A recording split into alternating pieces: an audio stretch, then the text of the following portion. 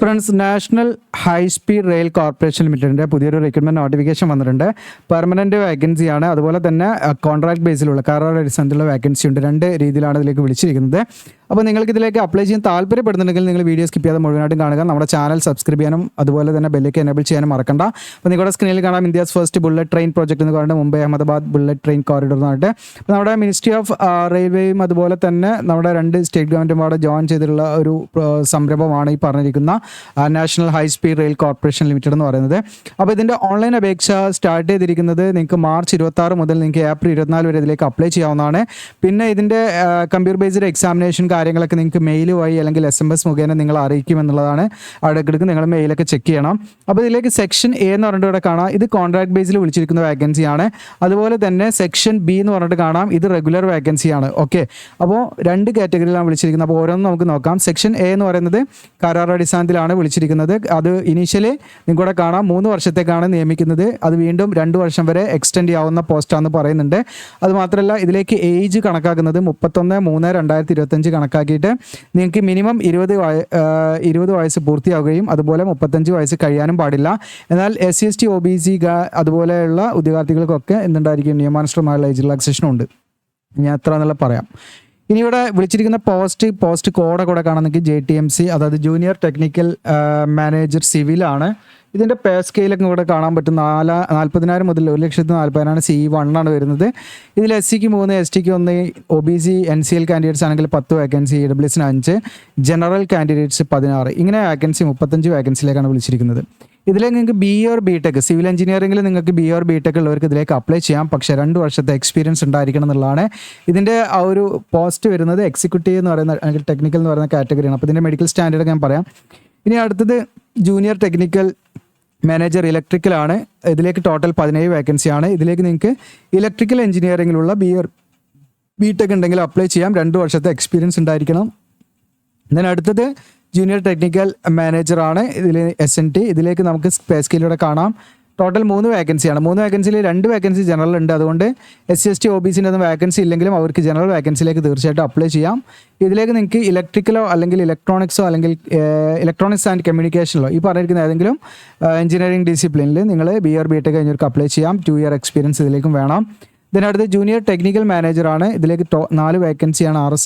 ഇതിൽ നിങ്ങൾക്ക് ജനറലിൽ 3 വേക്കൻസി ഉണ്ട്. അപ്പോൾ ഏത് കാറ്റഗറി ഉള്ളവർക്കും ജനറൽ വേക്കൻസിയിലേക്ക് അപ്ലൈ ചെയ്യാം. റിസർവ് വേക്കൻസി ഇല്ലാതെ നിൽക്കണ്ട. ഇതിലേക്ക് നിങ്ങൾക്ക് ഇലക്ട്രിക്കൽ ആൻഡ് ഇലക്ട്രോണിക്സ് അല്ലെങ്കിൽ ഇലക്ട്രിക്കൽ അല്ലെങ്കിൽ ഇലക്ട്രോണിക്സ് ആൻഡ് കമ്മ്യൂണിക്കേഷൻ അല്ലെങ്കിൽ മെക്കാനിക്കൽ അല്ലെങ്കിൽ മെക്കട്രോണിക്സ് എഞ്ചിനീയറിംഗ് ഈ പറഞ്ഞിരിക്കുന്ന ഏതെങ്കിലും എഞ്ചിനീയറിംഗ് ഡിസിപ്ലിനിൽ BE or BTech കംപ്ലീറ്റ് ചെയ്തിരിക്കുക എന്നുള്ളതാണ്. ഇതിൽ നിങ്ങൾക്ക് 2 വർഷത്തെ എക്സ്പീരിയൻസ് വേണം. ഇനി അടുത്തത് നിങ്ങൾക്ക് പോസ്റ്റ് കൂടെ കാണാം. അസിസ്റ്റൻറ്റ് ടെക്നിക്കൽ മാനേജർ ആർക്കിടെക്ചറാണ്. ഇതിലേക്ക് നിങ്ങൾക്ക് 8 വേക്കൻസിയാണ് ടോട്ടൽ. അതിൽ നിങ്ങൾക്ക് ആർക്കിടെക്ചറിൽ നിങ്ങൾക്ക് എഞ്ചിനീയറിംഗ് ഗ്രാജുവേഷൻ കഴിഞ്ഞിരിക്കുക എന്നുള്ളതാണ്. 4 വർഷത്തെ എക്സ്പീരിയൻസ് വേണം. അതിലേക്ക് നിങ്ങൾക്ക് അപ്ലൈ ചെയ്യണമെങ്കിൽ 4 വർഷത്തെ മിനിമം എക്സ്പീരിയൻസ് ഉണ്ടായിരിക്കണം. പിന്നെ അസിസ്റ്റൻറ്റ് ടെക്നിക്കൽ മാനേജർ ഡാറ്റാബേസ് അഡ്മിനിസ്ട്രേറ്ററാണ്.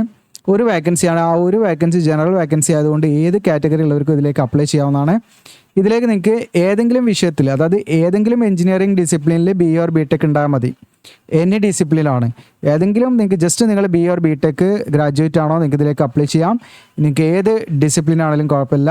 ഇനി അതോടൊപ്പം തന്നെ നിങ്ങൾക്ക് master of computer application MCA കഴിഞ്ഞവരാണെങ്കിലും നിങ്ങൾക്ക് തീർച്ചയായിട്ടും ഇതിലേക്ക് അപ്ലൈ ചെയ്യാവുന്നതാണ്. 4 വർഷത്തെ എക്സ്പീരിയൻസ് വേണമെന്നുള്ളതാണ്. ഇനി അടുത്തത് റെഗുലർ വേക്കൻസിയുടേതാണ് നമ്മൾ നോക്കുന്നത്. ഇവിടെ സെക്ഷൻ Bയിൽ റെഗുലർ പെർമനൻറ്റ് വേക്കൻസിയാണ്. ഇതിലേക്ക് അസിസ്റ്റൻറ്റ് മാനേജർ കാണാം. പ്രൊക്യൂർമെൻറ്റ് 1 വേക്കൻസിയാണ്. അത് ജനറലാണ്. പേ സ്കെയിൽ ഇവിടെ കാണാം നിങ്ങൾക്ക്. അതുപോലെ ഏതെങ്കിലും വിഷയത്തിൽ ജസ്റ്റ് നിങ്ങൾക്ക് BE or BTech ഗ്രാജുവേറ്റ് ആയിരിക്കുക എന്നുള്ളതാണ്. ഏതെങ്കിലും എഞ്ചിനീയറിംഗ് ഡിസിപ്ലിനിൽ നിങ്ങൾ BE or BTech ഉണ്ടായിരിക്കുക എന്നുള്ളതാണ്. 35 ഏജ് ലിമിറ്റ് കണക്കാക്കുന്നത്. 31/3/2025 കണക്കാക്കിയിട്ട് പോസ്റ്റിംഗ് ലൊക്കേഷൻ ന്യൂഡൽഹി ആയിരിക്കും രണ്ടും വരുന്നത്. ഇതിന് അസിസ്റ്റൻറ്റ് മാനേജർ ജനറലാണ്. 2 വേക്കൻസി, രണ്ടും ജനറലാണ്. ആർക്കും വേണമെങ്കിലും ഇതിലേക്ക് അപ്ലൈ ചെയ്യാം. പേ സ്കെയിലൂടെ കാണാം. ഏതെങ്കിലും വിഷയത്തിലുള്ള ബിരുദം, ജസ്റ്റ് നിങ്ങൾ ഗ്രാജുവേറ്റ് ആണോ, ഓക്കെ, ഏതെങ്കിലും വിഷയത്തിലുള്ള ബിരുദം മതി. മുകളിൽ പറഞ്ഞത് അസിസ്റ്റൻറ്റ് മാനേജർ ഏതെങ്കിലും ഡിസിപ്ലിനിലുള്ള BE or BTech വേണം. ഇവിടെ അങ്ങനെയല്ല, ജസ്റ്റ് നിങ്ങൾക്ക് ഒരു ഗ്രാജുവേഷൻ മതി. ഓക്കെ, എഞ്ചിനീയറിംഗ് ഗ്രാജുവേഷൻ തന്നെ വേണ്ട. നിങ്ങൾക്ക് ജസ്റ്റ് നിങ്ങൾ ഗ്രാജുവേറ്റ് ആണോ നിങ്ങൾക്ക് ഇതിലേക്ക് അപ്ലൈ ചെയ്യാം. അതിലേക്ക് എക്സ്പീരിയൻസ് ഉണ്ട് കേട്ടോ. ജസ്റ്റ് ഒരു ഗ്രാജുവേഷൻ മതി. നിങ്ങൾക്ക് ഈ പറയുന്ന എഞ്ചിനീയറിംഗ് തന്നെ വേണ്ട. നോൺ എഞ്ചിനീയറിംഗ് ആയിട്ടുള്ള അല്ലെങ്കിൽ ഫോർ എക്സാമ്പിൾ BA BCom അല്ലെങ്കിൽ BSc പോലുള്ള ഗ്രാജുവേഷൻ മതി. 35 ഏജ് ലിമിറ്റ് വരുന്നത്. ഇനി ഈ പറയുന്ന അസിസ്റ്റൻറ്റ് മാനേജർ പ്രൊക്യൂർമെൻ്റ് ആണെങ്കിൽ അതിലേക്ക് നിങ്ങൾക്ക് അപ്ലൈ ചെയ്യണമെങ്കിൽ മിനിമം 4 വർഷത്തെ, അതായത് നിങ്ങൾ പ്രൈവറ്റ് എക്സ്പീരിയൻസ് ആണെങ്കിൽ മിനിമം 4 വർഷത്തെ എക്സ്പീരിയൻസ് വേണം. ഇനി അതല്ലെങ്കിൽ നിങ്ങൾക്ക് നിലവിൽ നമ്മുടെ മെട്രോ റെയിൽസ് അല്ലെങ്കിൽ റെയിൽവേയുടെ അണ്ടറിലൊക്കെ വർക്ക് ചെയ്യുന്നവരാണെങ്കിൽ അവർക്ക് അതിൻ്റേതായിട്ടുള്ള പേ സ്കെയിൽ വർക്ക് ചെയ്തിരിക്കണം, അങ്ങനെയുള്ള കണ്ടീഷൻ ഉണ്ട്. പിന്നെ ഗവൺമെൻറ് മറ്റ് ഡിപ്പാർട്ട്മെൻറ്റിൽ വർക്ക് ചെയ്യുന്നവർക്കാണെങ്കിൽ അതിൻ്റെ ആ ഒരു ക്രൈറ്റീരിയ അവർ കൊടുത്തിട്ടുണ്ട്. ഓക്കെ, അപ്പോൾ ഇവിടെ നിങ്ങൾക്ക് ഈ ഗവൺമെൻറ് അല്ല, നിങ്ങൾ പ്രൈവറ്റ് ആണെങ്കിൽ നിങ്ങൾക്ക് മിനിമം 4 വർഷത്തെ എക്സ്പീരിയൻസ് ഉണ്ടെങ്കിൽ പ്രൈവറ്റ് എക്സ്പീരിയൻസ് വെച്ച് റെഗുലർ പോസ്റ്റിലേക്ക് അപ്ലൈ ചെയ്യാവുന്നതാണ്. ഇത്രയാണ് ഇതിൻ്റെ കാര്യങ്ങളൊക്കെ. ഇനി പ്രധാനമായിട്ടും ശ്രദ്ധിക്കേണ്ട കാര്യങ്ങൾ, അപ്ലൈ ചെയ്യുമ്പം ശ്രദ്ധിക്കേണ്ട കാര്യങ്ങളും സെലക്ഷനൊക്കെ ആണ്.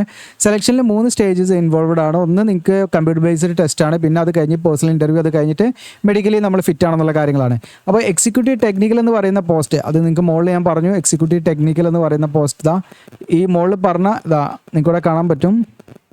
ഇതാ എക്സിക്യൂട്ടീവ് ടെക്നിക്കൽ, ഇതൊക്കെ എക്സിക്യൂട്ടീവ് ടെക്നിക്കൽ എന്ന് പറയുന്ന പോസ്റ്റാണ്.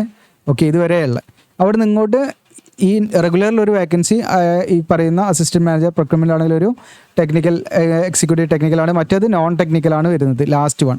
അപ്പോൾ ആ ടെക്നിക്കൽ എക്സിക്യൂട്ടീവ് എന്ന് പറയുന്ന പോസ്റ്റിലേക്കാണ് നിങ്ങൾ അപ്ലൈ ചെയ്യുന്നതെങ്കിൽ നിങ്ങൾക്ക് വേണ്ട മെഡിക്കൽ സ്റ്റാൻഡേർഡ് എന്ന് പറയുന്നത് നിങ്ങൾക്ക് ഡിസ്റ്റൻസ് വിഷനാണ് 6/6, 6/9, 6/9. അതൊരു കണ്ണിന് 6/9ഉം മറ്റൊരു കണ്ണിന് 6/9 ഉണ്ടായിരിക്കണം. അതല്ലെങ്കിൽ ഒരു കണ്ണിന് 6/6ഉം ഒരു കണ്ണിന് എന്താണ് 6/12 ഉണ്ടായിരിക്കണം.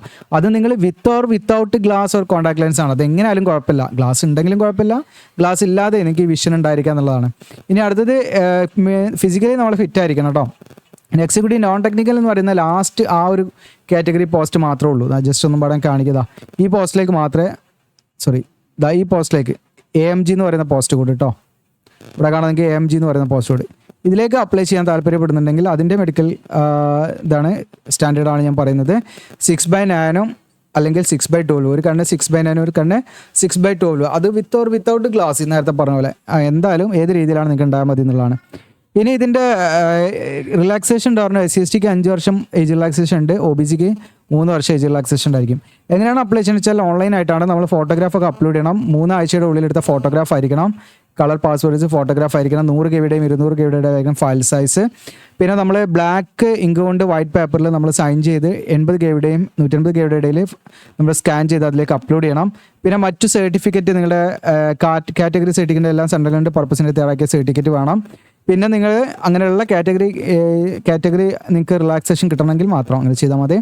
ഇനി അത് അടുത്തത് നിങ്ങൾക്ക് SLC മുതൽ നിങ്ങളുടെ എഡ്യൂക്കേഷൻ ക്വാളിഫിക്കേഷൻ്റെ എല്ലാ സർട്ടിഫിക്കറ്റും അങ്ങനെയുള്ള കാര്യങ്ങളൊക്കെ നമ്മൾ എന്തെങ്കിലും സ്കാൻ ചെയ്ത് അപ്ലോഡ് ചെയ്യേണ്ടതാണ്. ഓക്കെ, ഇനി നിങ്ങൾക്ക് ഇതിൻ്റെ ഫോം കാര്യങ്ങളൊക്കെ ലഭിക്കുന്നതിനായിട്ട് നമ്മുടെ വീഡിയോയുടെ ഡിസ്ക്രിപ്ഷനിൽ ഞാൻ അപ്ലൈ ചെയ്യുന്ന ലിങ്ക് കൊടുക്കും. അതിൽ ക്ലിക്ക് ചെയ്താൽ കാണാം NHSRCL എന്ന് പറഞ്ഞിട്ട് താഴെ സ്ക്രോൾ ഡൗൺ ചെയ്യാൻ നിങ്ങൾ 153 വാക്കൻസി ആണ് കാണാം. താഴെ സ്ക്രോൾ ഡൗൺ ചെയ്താൽ എനിക്കിവിടെ കാണാൻ പറ്റും നോട്ടിഫിക്കേഷൻ എന്ന് പറഞ്ഞിട്ട്, നോട്ടിഫിക്കേഷൻ ഡൗൺലോഡ് ചെയ്യാം. അപ്ലിക്കേഷൻ ഫോം എന്ന് പറഞ്ഞിട്ട് അതിൽ ക്ലിക്ക് ചെയ്യാം. അതിൽ നമ്മൾ ക്ലിക്ക് ചെയ്യുന്ന സമയത്ത് നിങ്ങൾക്കിവിടെ കാണാം അതിൻ്റെ ലോഗോ കാര്യങ്ങളൊക്കെ വന്നിട്ടുണ്ട്. National high speed rail corporation limited എന്നാണ്. താഴെ സ്ക്രോൾ ഡൗൺ ചെയ്യാം, നിങ്ങൾക്കിവിടെ ഇൻസ്ട്രക്ഷൻ കാര്യങ്ങളൊക്കെ റീഡ് ചെയ്യാം. അപ്പോൾ ഇതിൽ നമ്മൾ എന്തെന്ന് വെച്ചാൽ ടു രജിസ്റ്റർ എന്നുള്ള ബട്ടൺ ഉണ്ട് ഇവിടെ, നിങ്ങൾക്ക് കാണാം ടു രജിസ്റ്റർ എന്നുള്ള, അതിന് നേരെ ഇവിടെ ക്ലിക്ക് ചെയ്യുന്ന കൊടുക്കാം. ഇനി ഓൾറെഡി രജിസ്റ്റർ ചെയ്താൽ ലോഗിൻ ചെയ്യാനുള്ള ലിങ്കാണ് ഇവിടെ, അതിൽ ക്ലിക്ക് ചെയ്താൽ ലോഗിൻ ചെയ്യാം. അപ്പോൾ രജിസ്റ്റർ എന്നുള്ള ബട്ടൺ ക്ലിക്ക് ചെയ്യുക. ക്ലിക്ക് ചെയ്താൽ നമുക്ക് പേഴ്സണൽ ഡീറ്റെയിൽസ് കാര്യങ്ങളൊക്കെ ഫില്ല് ചെയ്യാനുള്ള ഒരു ഫോം വരും. അതൊക്കെ നിങ്ങളൊന്ന് ഫില്ല് ചെയ്ത് അങ്ങനെ പോകുക എന്നുള്ളതാണ്. പിന്നെ എന്തെങ്കിലും ഡൗട്ടോ കാര്യങ്ങളുണ്ട് നിങ്ങൾ പറയാം. കൂടുതൽ കമൻറ്റും അതുപോലെ നമുക്ക് നമ്മുടെ ചാനലിന് സപ്പോർട്ട് ചെയ്യുന്ന രീതിയിൽ താങ്ക്സ് ബട്ടണൊക്കെ നീക്കി കഴിഞ്ഞാൽ നിങ്ങൾ പറയുന്ന കാര്യങ്ങൾ നമ്മൾ ചെയ്തു തരാവുന്നതാണ്. വീഡിയോ ഒക്കെ ചെയ്യണമെങ്കിൽ കമൻറ്റായിട്ട് രേഖപ്പെടുത്തുക. Thank you.